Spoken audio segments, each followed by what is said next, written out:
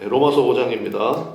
우리 세번역 성경으로 로마서 5장 우리 1절부터 우리 마지막 21절까지 하나님 말씀 함께 먹도록 하겠습니다.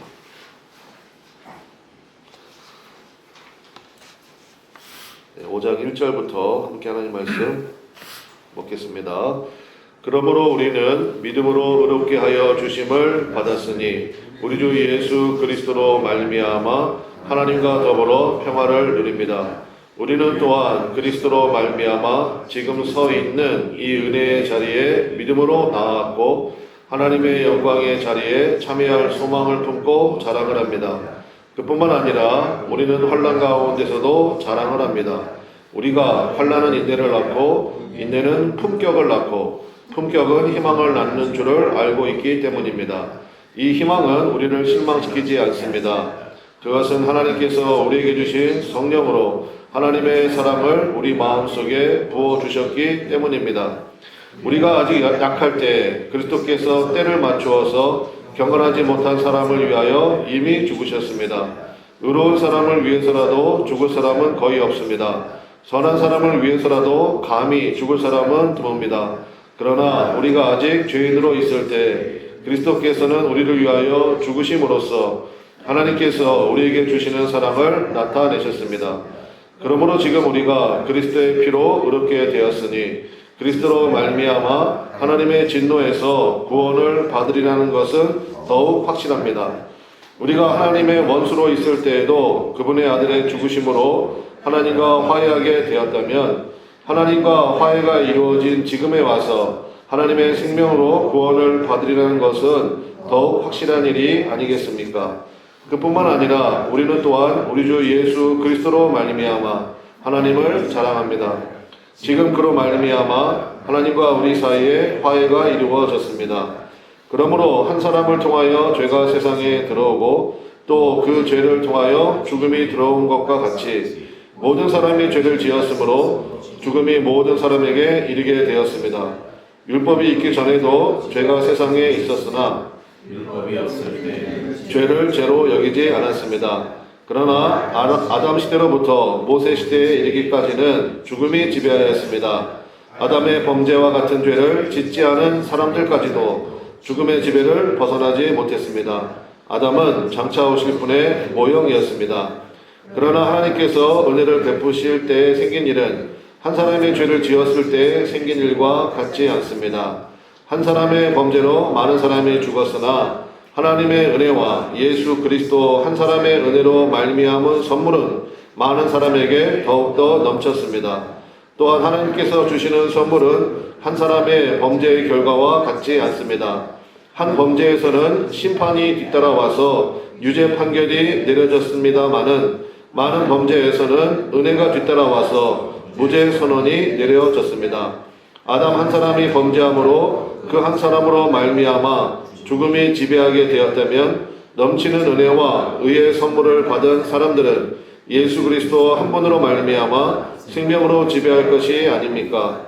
그러니 한 사람의 범죄이기 때문에 모든 사람이 유죄 판결을 받았는데 이제는 한 사람의 의로운 행위 때문에 모든 사람이 의롭게 하여 주심을 받아서 생명을 얻었습니다.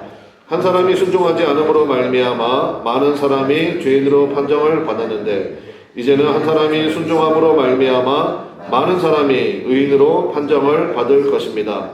율법은 범죄를 증가시키려고 들어왔습니다.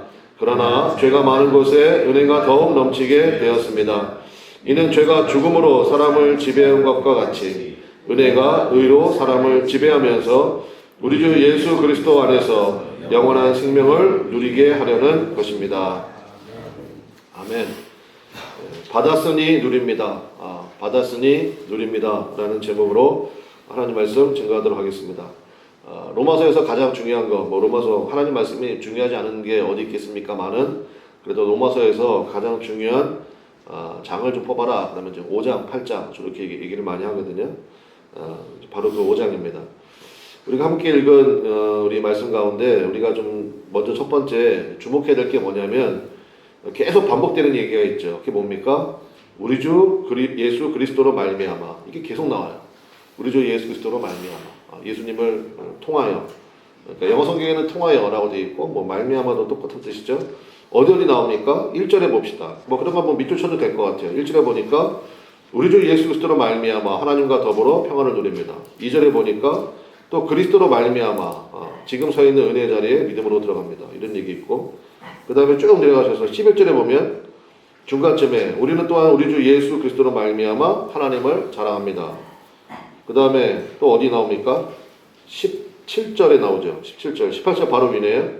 예수 그리스도 한 분으로 말미암아 생명으로 지배를 받는다. 그런 고백이 있고 그 다음에 19절 끝에도 이제는 한 사람의 순종함으로 말미암아 많은 사람이 의인으로 판정받았다. 그런 얘기 있고 마지막 21절에 맨 밑에죠. 우리 주 예수 그리스도 안에서 여기는 왜 안에서 썼는지 모르겠어요. 그냥 말미암아는 똑같은 단어인데 원문에도 우리 주 예수 그리스도로 말미암아 영원한 생명 영원한 생명을 줄이면 뭐겠어요? 영생이겠죠. 영생을 누린다. 예수 그리스도로 말미암아 영생을 누린다. 그래서 전부 다 예수 그리스도로 말미암아라는 것입니다. 그 다음에 또 하나 좀 이렇게 체크할 만한 게 뭐냐면 여기 자랑한다는 얘기가 계속 나오잖아요. 전 이 단어가 맞는 것 같아요. 그러니까 우리가 여러분이 가지고 있는 개역 개정에는요 즐거워한다고 되어 있습니다. 즐거워한다. 그런데 이게 제가 어제 좀 원어를 좀 찾아보고 사전도 봤는데 카우마이예요. 언어의 뜻이 카우마이. 사전을 찾아봤더니 열광적으로 기뻐하다 이렇게 되어 있어요. 그러니까 환호한다가 좀 맞는 것 같아요. 환호한다. 영어 성경에도 리조이스라고 많이 되어 있습니다. 그냥 기뻐하는 거예요. 조이 정도가 아니에요. 리조이스. 기뻐하고 또 기뻐하는 거예요. 우리 알리가 들어가면 반복이라는 의미가 있잖아요. 그래서 기뻐하고 또 기뻐하는 거예요. 리조이스. 여기도 좀 번역이 약한 것 같아요. 자랑한다. 좀 환호한다가 좋은 것 같아요. 환호한다. 그게 어디 나옵니까? 2절 끝에 나오죠. 하나님의 영광의 자리에 참여할 소망을 품고 자랑합니다. 우리 환호합니다를 읽어봅시다. 환호합니다는 3절도 한번 읽어볼까요? 자랑합니다를 뭐로 바꿔 읽어요? 환호합니다로 바꿔 읽어요. 3절 읽어볼게요. 시작. 그뿐만 아니라 우리는 환난 가운데서도 환호합니다. 환호합니다. 환난을 환호한대. 좀 이따 설명할게요. 11절에도 나옵니다. 11절에. 그뿐만 아니라 우리는 또한 우리 주 예수 그리스도로 말미암아 하나님을 뭐합니까? 자랑합니다. 환호합니다. 하나님을 환호합니다. 하나님을 그러니까 즐거워합니다보다는 자랑합니다가 좋은 것 같고 자랑합니다보다는 카우마이라고 그랬죠. 열광적으로 환호합니다. 그게 훨씬 더 좋은 것 같아요. 그 다음에 12절부터는 이제 아담과 예수님을 이제 비교하잖아요. 이게 이제 모형론이라고 그러거든요. 한 사람의 죄로 말미암아 온 우리가 죄 가운데 갇혔는데 한 사람의 순종, 그분이 누구예요? 예수님이죠. 예수님 말미암아 우리 모두가 은혜 가운데 거하게 되었다라는 것입니다. 그래서 16절인데요. 16절을 제가 개역개정으로 한번 읽어봐 드릴게요. 그럼 찾지 마세요. 제가 읽어봐 드리니까 16절. 또 이 선물은 범죄한 한 사람으로 말미암은 것과 같지 아니하니 심판은 한 사람으로 말미암아 정죄에 이르렀으나 은사는 많은 범죄로 말미암아 의롭다 하심의 이름이니라. 참 애매해요 뜻이. 은사란 말이 왜 나올까 여기서. 근데 우리 세번역에 보면은 뜻이 분명하거든요. 16절 한번 같이 읽어보겠습니다. 시작. 또한 하나님께서 주시는 선물은 한 사람의 범죄의 결과와 같지 않습니다. 한 범죄에서는 심판이 뒤따라서 유죄 판결이 내려졌습니다만은 많은 범죄에서는 뭐가 뒤따라왔어요? 은혜가 뒤따라와서 뭐가 내려졌습니까? 무죄의 선언이 내려졌습니다. 이게 또 분명하죠 뜻이. 그 아담과 예수님을 모형론적으로 비교하고 있다라는 것입니다. 그래서 로마서 5장이 우리에게 굉장한 힘을 주고 은혜의 선언을 준다라는 것입니다. 오늘 설교 제목이 받았으니 누립니다 라고 그랬잖아요. 이게 받았거든요. 우리가 받았기 때문에 이제는 우리가 해야 될 게 뭐냐, 누리는 것이 필요하다는 것입니다. 그래서 1절에 보면 1절 한번 다시 보세요. 그러므로 우리는 믿음으로 의롭게 하여 주심을 어떻게 했습니까? 받았어요, 받을 거예요, 주실 수도 있어요. 어떤 게 맞아요? 받았으니. 이게 과거형으로 되어 있다고요. 이미 주셨다고요. 여러분 믿습니까? 너 하는 거 봐서. 이게 아니고요. 이미 주셨어요. 과거형으로 되어 있어요. 받았다. 그러므로 우리 주 예수 그리스도로 말미암아 하나님과 더불어 평안을 뭐하자? 누리자. 이건 현재형이에요. 주셨으면 누려야죠. 그렇죠? 그러니까 제가 얘기하잖아요. 쓴 것만 내 돈이라고. 그 뭐 한꺼번에 어제 뭐 신문 보니까 뭐 세계적인 부자인데 하루아침에 뭐 15조? 우리 감도 안 오죠. 하루아침에 15조가 날라갔대요. 어떻게 하면 그렇게 될지 모르겠는데 뭐 그런 거예요. 그래서 주셨으니까 우리는 누려야 된다라는 것입니다. 그래서 누리는 게 왜 중요하냐면요. 우리 여러분이 은혜를 누리기 시작하잖아요. 그러니까 새벽 기도도요. 누리십시오. 누리면 마귀가 할 게 없어요. 마귀가 사실 우리는 이미 이긴 싸움을 하는 거예요. 예수님을 통해서 이미 이긴 싸움을 우리가 하고 있는 거거든요. 아니 이미 이긴 건데 가서 그냥 깃발만 꽂으면 되는데 그걸 그게 뭐 어렵습니까? 그래서 그 힘이 어디서 나오느냐? 말씀에서 나와요. 그러니까 말씀에 뭐라고 되어 있어요? 주셨대잖아요. 그러면 여러분의 소유가 됐잖아요. 그럼 그때부터 사용하면 되지. 그러니까 누리기 시작하는 것, 이것이 굉장한 우리에게 은혜를 준다라는 것입니다. 그러면서 굉장히 유명한 말씀이죠. 3절부터 우리 5절까지 나오는 말씀인데 이거 뭐 외우는 분도 많이 있잖아요. 뭐 환난 중에도 즐거워한다. 환난은 인내는 연단은 소망을 이룬 줄 알미라. 이게 쭉 나오는데 저는 여기 우리 세번역 번역교실도 좋은 것 같아요. 성경을 읽을 때 좀 어떤 말에 대해서 우리가 좀 정의를 좀 새롭게 할 필요가 있다고 생각합니다. 예를 들면 은혜가 뭐냐? 은혜가 뭐라고 제가 설명을 여러분에게 드리죠? 원인이 없음. 그 원인이 없는 게 은혜예요. 믿음이 뭡니까? 반응이 은혜. 어떻게 반응하느냐가 믿음이다. 마찬가지로 환난. 자, 3절부터 5절까지인데 한번 읽어봅시다. 일단 읽고 나서 제가 설명을 간단히 드릴게요. 가장 5장에서 중요한 메시지 중에 하나니까 3절부터 5절까지 한번 읽어봅시다. 시작. 그뿐만 아니라 우리는 환난 가운데서도 자랑을 합니다. 우리가 환난은 인내를 낳고 인내는 품격을 낳고 품격은 희망을 낳는 줄을 알고 있기 때문입니다. 이 희망은 우리를 실망시키지 않습니다. 그것은 하나님께서 우리에게 주신 성령으로 하나님의 사랑을 우리 마음속에 부어주셨기 때문입니다. 자, 하나씩 설명을 좀 드리겠습니다. 환난이 뭐냐? 저는 숨겨진 은혜라고 생각합니다. 환난이 뭐라고요? 사실은 요셉에게 환난이 임했죠. 형님들이 죽여버리려고 했잖아. 그리고 죽이려고 했는데 물이 없어서 살았고 팔아버렸잖아요. 있을 수 있는 일이에요. 그 열심히 했는데 거기서 또 뭐 누명 썼잖아. 그래서 감옥 갔잖아요. 진짜 계속해서 환난 이런 거를 사자성어로 살상가상이라고 하잖아요. 상처를 입었는데 또 거기다 누가 소금 뿌리고 뭐 이런 거잖아요. 근데 아니라는 거예요. 아니죠. 우리 다 알고 있죠. 환난 가운데서 그 환난이었지만 사실은 거기에는 엄청난 하나님의 숨겨진 은혜가 있었잖아요. 그러니까 30세 된 사람이 그 당시 세계 최강국인 애굽의 총리를 하죠. 요셉 하나 딱 쓰니까 집안 식구들 다 먹여 살리잖아요. 70명이나 되는 식구들 그냥 요셉 하나 때문에 그냥 먹고 산 정도가 아니었지. 거의 뭐 애굽의 최상위 클래스의 그런 대우를 받고 그때 기근이었거든요. 그런 거예요. 그래서 환난은 숨겨진 은혜다. 혹시 여러분 가운데 환난이 있습니까? 오늘 이 말씀 붙드시기를 바랍니다. 그 환난 가운데서도 뭐 한대요? 여러분 성경에 써있잖아. 환난 가운데서 뭐 한대요? 자랑한대잖아. 자랑. 카우마이 한대잖아요. 엄청나게 기뻐한대잖아요. 왜? 환난이 뭐기 때문에? 숨겨진 은혜이기 때문에. 그 왜냐? 환난은 우리에게 선물을 준대요. 뭐를 낳는데요? 인내를 낳는대잖아. 환난. 그러니까 연결해야 돼요. 환난에 자랑해야 됩니다. 숨겨진 은혜입니다. 왜요? 환난에서 뭐가 나와요? 인내. 인내는 뭡니까? 약속 붙들고 기다리는 마음. 저는 이렇게 생각해요. 인내가 뭐냐? 약속 붙들고 기다리는 마음. 그냥 기다리면 안 돼요. 약속이 있어야 된다고. 약속이 뭐예요? 하나님의 말씀이지. 그러니까 세상 사람들도 인내하는 사람 많습니다. 다들 인내하며 살아요. 근데 그 사람들은 뭐가 없어요? 말씀이 없잖아요. 그건 인내가 아니라고요. 죄송합니다. 삽질하는 거예요. 삽질. 우리는 삽질이 아니에요. 우리는 인내야. 왜? 우리 뭐가 있어요? 말씀이 있잖아요. 하나님의 말씀이 있잖아요. 하나님의 약속이 있잖아요. 그 나무 아래에 오면 하나님의 귀하고 놀라운 은혜를 부어주신다는 약속이 있잖아요. 여러분 믿습니까? 그러니까 우리는 인내하는 거죠. 우리는 삽질이 아니라고요. 약속 붙들고 기다리는 마음.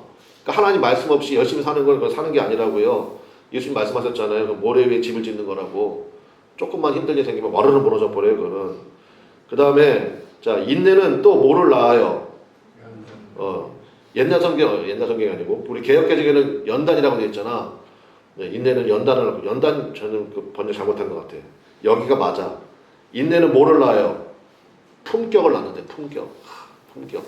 그리고 이 단어가 맞습니다. 품격을 낳는다. 그럼 품격은 뭐냐? 제가 그 뭐 영어 성경에도 찾아보고 다 찾아봤는데 전 이 번역이 제일 좋은 것 같아요. 힘 있는 인격 이렇게 돼 있어요. 직역하자면 힘 있는 인격 혹은 증명된 인격 그 품격이죠.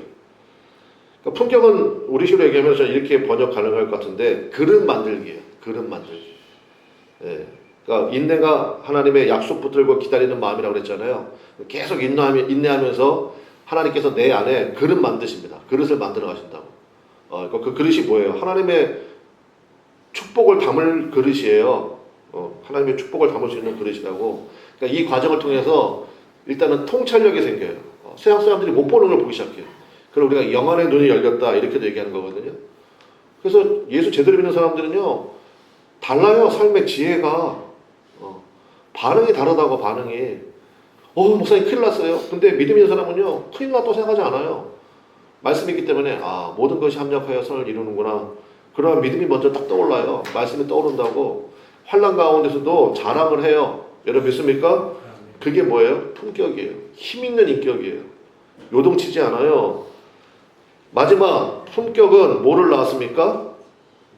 희망이라고 되어 있잖아요. 희망. 근데 희망보다는 소망이 더 좋은 것 같아요. 이거는 소망이 더 좋은 것 같아요. 소망은 뭡니까? 언제나 기뻐하는 능력이죠. 목사님 소망이 있어요. 그 뭐예요? 굉장히 힘든 것 같지만 사실은 그 안에 엄청난 기쁨이 있다는 거예요. 지금 그러니까 우리가요 인내해야지 하면서 여러분 일을 안 이렇게 일을 다물고 막 그런 게 아니라고요. 하나님이요 그때마다 넉넉히 이길 수 있는 힘을 주신다고 여러분 믿습니까? 그러니까 막 일을 악물고 참고 뭐 이런 거 아니에요. 인내가 하나님께서 충분히 감당할 수 있는 힘도 주시고요. 성도의 교제 가운데 기쁨도 주시고요. 은혜도 그때마다 부어주시고요. 그런 거 아닙니까? 그래서 여러분 저는 그 새벽기도가 저는 굉장히 중요한 것 같아요. 여러분들은 이제 그 새벽기도 맛을 아시는 분들이 계속 나오고 근데 아직도 맛을 모르는 사람들은 새벽에 나가면 막 어지러워요. 하루 종일 막 아무것도 못해요. 그러면 이게 없어요. 아니 여러분 일주일에 한 번 예배 드리는 거 가지고 어렵죠. 어렵지. 아니 그 의사들이 맨날 얘기하잖아요. 규칙적으로 사는 게 굉장히 좋다고. 저기 우리 이제 막내 아들 이제 앉아 있지만 이제 오늘 복귀해요. 아침 8시 차 타고 이제 가야 돼. 근데 제가 보니까 되게 등치가 좋아졌어. 피부도 좋아진 것 같아. 엄마 아빠가 주는 음식이 현찮아가지고 애가 그동안 말랐었나요? 그럴 리가 있나요? 외할머니의 엄청난 사랑을 받고 있는데 또 그냥 할머니 할아버지의 엄청난 기도가 있고 근데 군대 갔더니 제 군대가 체질인가? 그건 아닐 텐데 근데 왜냐? 이유는 딱 한 가지예요. 저도 경험이 있거든요. 규칙적인 생활을 하셨거든요. 정한 시간에 일어나가지고 정한 시간에 밥을 먹고 그 다음에 정한 시간에 뭐 이렇게 체력 단련도 하고 그 다음에 정한 시간에 잠을 자고 그러니까 일주일에 한 번 1시간 예배 드리는 거 가지고 참 어렵죠. 물론 이제 여러 가지 사정 때문에 이렇게 저희가 이제 새벽 예배 온라인으로 이렇게 제공해 드리잖아요. 이게 참 귀한 거라고요. 귀한 사역이라고. 그렇게라도 예배를 드리면 되는데 그것마저도 안 하고 맨날 뭐 힘들어요 어째요라고 하면 참 이게 답답한 거죠. 아니 주셨는데 못 누리는 걸 그걸 어떻게 하냐는 거예요 도대체. 받았으면 누릴 줄 아는 것. 그리고 소망 언제나 기뻐하는 능력이라고 그랬잖아요. 근데 여기서 끝나면 안 돼요. 5절이 핵심이야. 5절이 소망이 있으면 어떤 일이 벌어지느냐. 우리 한번 같이 읽겠습니다. 5절 시작. 이 희망은 우리를 실망시키지 않습니다. 그것은 하나님께서 우리에게 주신 성령으로 하나님의 사랑을 우리 마음속에 부어주셨기 때문입니다. 소망을 갖게 되면 이렇게 환난이 우리 안에 인내를 낳고 인내가 우리 안에 품격을 낳고 품격으로 말미암아 우리가 소망 가운데 서게 되면요. 그 사람은 어떤 사람이 됩니까? 거기다 밑줄 치세요. 맨 마지막 5절에 성령으로 하나님의 사랑을 계속해서 우리 마음속에 부어주신다고요. 이게 현재 완령으로 되어 있어요. 원문에 보면 그게 무슨 얘기냐? 계속 부어주신다는 거예요. 계속 부어주신다는 거예요. 그래서 하나님의 사랑을 우리 마음속에 계속 부어주신대요. 그러니까 환난 가운데서도 자랑이 나오는 거지. 기뻐할 수 있고 환호할 수 있는 은혜가 있다는 것입니다. 그러면 적용의 측면에서 오늘 설교 제목이 받았으니 누린다. 뭐 지금도 설명 드렸는데 그럼 왜 못 누리냐? 이제 그걸 좀 생각해 보면 될 것 같아요. 왜 못 누릴까? 저도 경험이 있으니까 이제 말씀드리는 거예요. 못 누릴 때가 많이 있거든요. 제가 보니까 딱 두 가지야 이유는. 첫 번째는 뭐냐? 죄책감 때문이에요. 그러니까 우리 로마서에 계속 나오는 말씀이 뭐예요? 예수 그리스도의 피로 말미암아 우리를 완전히 의롭다고 하셨다고요. 우리 어제 말씀 통해서 봤잖아요. 아브라함을 통해 가지고 너희들이 보지 않았느냐? 아브라함이 하나님을 믿으니까 그것을 의롭다고 얘기해 주신 거 아니냐? 마찬가지다. 예수님께서 나를 위해서 십자가에서 나의 모든 죄를 다 씻어 주셨다. 그거를 믿어버리라는 거예요. 그래야 의롭게 된대요. 구원에 이르게 된다는 것입니다. 그래서 여러분, 주님께서 여러분의 죄를 완전히 용서해 주셨습니다. 여러분 믿습니까? 그걸 믿어버려야 돼요. 아니 베드로가 예수님 배반했어요. 배신했어. 그 닭이 울었잖아요. 예수님이 하신 말씀 생각나서 통곡했잖아. 근데 나중에 예수님이 요한복음 끝에 보면 와가지고 베드로 회복시켜 주셨죠. 그럼 회복된 거예요? 안 된 거예요? 된 거지. 근데 회복시켜 주셨는데도 불구하고 그 다음에도 맨날 새벽마다 닭이 울 때마다 맨날 나가서 통곡해? 그거 안 된다고요. 무슨 얘기인지 아시겠죠? 그러니까 첫 번째 죄책감 때문에 못 누려. 두 번째는 뭐냐? 그러니까 이게 이제 인격이 좀 훌륭한 사람들이 이거 많이 걸리는데 자신에 대한 실망감 때문에 못 누려요. 내가 이렇게 은혜를 받았는데 내가 또 그냥 반복해서 죄를 짓고 그 다음에 나는 왜 이 모양밖에 안 될까? 그러니까 자신에 대한 실망감. 이건 어쩔 수가 없어요. 우리가 인간의 몸을 입고 있는 이상 힘들고 그리고 뭐 여기저기 아프기도 하고 그러면 잘 못할 때도 있죠. 그때마다 예수님 바라보면 되는 건데 그 실망감 가운데 마귀에게 틈을 보여주는 거예요. 그 마귀가 거봐, 네가 뭐 한다고 되겠니? 그때뿐이지. 뭐 이런 식으로 자기 자신에 대한 실망감을 준다고요. 그래서 우리 한번 따라봅시다. 죄책감 때문에, 그 다음에 자신에 대한 실망 때문에. 그러니까 이것 때문에, 그러니까 이게 두 개를 합치면 뭐냐? 내가 최악일 때, 그 못 누려. 그래서 내가 최악일 때를, 그러니까 이 사도 바울도 아마 그런 경험이 있나 봐. 그래가지고 설명을 해놨어. 그게 제가 여러분에게 늘 말씀드렸던 6절에 있는 동그라미 쳐보세요. 우리가 아직 뭐 할 때? 약할 때. 8절에 우리가 아직 뭐일 때? 죄인일 때. 10절에 우리가 하나님의 뭐일 때? 원수일 때. 우리가 연약할 때, 죄인일 때, 원수일 때. 이거 다 합치면 뭐예요? 내가 최악일 때죠. 내가 최악일 때 예수님으로 말미암아 우리를 의롭다 하셨다고요. 여러분 믿습니까? 그러니까 복음이지. 그러니까 여러분 죄책감에서 이 시간 해방되시기를 주님의 이름으로 완전히 축원합니다. 다 울 때마다 나가서 통곡하지 말라고요. 그 다음에 자신에 대한 실망감. 그건 여러분 천국 갈 때까지 계속 실망할 거예요. 뭐 어쩌라고. 그럴 수밖에 없는 건데 서로 이해해주고 그 다음에 조금씩 나아지는 모습이 있고 품격이라고 그랬잖아. 품격. 계속 하나님께서 다듬어 가실 거라고요. 믿습니까? 그러니까 함부로 판단하지 말아요. 함부로 정죄하지 말아요. 그러니까 저는 이 모든 것을 한마디로 얘기하면 뭐냐? 예수님보다 나를 더 묵상하니까 못 누리는 거예요. 여러분 예수님 바라보시기를 주님의 이름으로 축원합니다. 맨날 자기 자신을 바라보니까 나는 왜 이 꼴인가? 나는 왜 이거밖에 안 되나? 그러니까 사실은 복음주의의 가장 반대 대척점에 서 있는 게 율법주의, 도덕주의예요. 우린 그래요. 그렇다고 연약하다고요. 내가 최악이라고 그랬잖아. 이걸 인정해버리면 쉬워요. 그래 내가 연약할 때, 내가 죄인 되었을 때, 내가 심지어 하나님의 원수처럼 행할 때가 있었지. 내가 최악일 때, 그때 예수님이 나를 사랑하셨대. 그럼 거기서 끝난 거예요. 그래 예수님의 은혜 붙들어야지. 그 마귀는요 계속해서 나를 보게 만들어요. 나를 바라보게 만든다. 그때마다 여러분의 카운터 펀치가 있어야 돼. 사탄 마귀야 물러가라. 나는 누구를 의지한다? 예수님. 주의 십자가. 그래서 그 나무 아래가 중요하다고. 오직 주의 십자가 그것만 붙듭니다. 예수님만 바라봅니다. 그때 이걸 다 누릴 수가 있어요. 여러분 그 은혜가 여러분 심령 가운데 있으시기를 주님의 이름으로 간절히 축원합니다. 기도하겠습니다. 우리 주여 한번 모르고 이 말씀을 꼭 붙들기 원합니다. 그리고 오늘 설교 제목을 기억하세요. 받았으니 누리십시오. 여러분 계속 마귀가 주는 그 사탕 발림에 넘어가지 마시고 이제부터 예수 그리스도의 십자가로 말미암아 나의 죄책감, 그 다음에 실망스러운 모습들 다 십자가 안에 다 내려놓으시고요. 예수님께서 그런 나를 사랑해 주셨다고요. 아멘이죠? 의롭다 하셨어요. 그러면 의로운 거예요. 그 믿음 가지고 오늘도 주님과 동행하는 귀한 믿음 가운데 서시기를 바랍니다. 하나님 이 은혜를 누리게 하시고 이 은혜를 힘차게 또 증거할 수 있는, 그래서 어떤 순간에도 오직 주님 붙들고 나가는 귀한 믿음의 사람들 다 되게 해달라고, 그러한 영적인 파워와 힘이 있는 교회 되게 해달라고 우리 주여 한번 부르고 간절히 통성으로 기도하겠습니다. 주여 하나님 아버지 역사하시고 인도하여 주셔서